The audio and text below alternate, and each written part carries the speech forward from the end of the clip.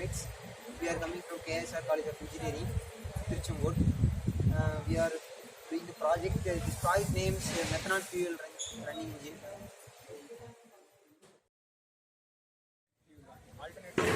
Diesel engine ரெண்டு engine இருக்குது. இப்போ நாங்கள் வந்து யூஸ் பண்ணுறது வந்து மெத்தனால் யூஸ் பண்ணுறோம். ஏன் யூஸ் பண்ணுறோம்னா பெட்ரோலோட வந்து மெத்தனாலில் வந்து எமிஷன் வந்து ரொம்ப கம்மியாக இருக்கும். CO2 NO2லாம் வந்து இதில் வந்து வராது.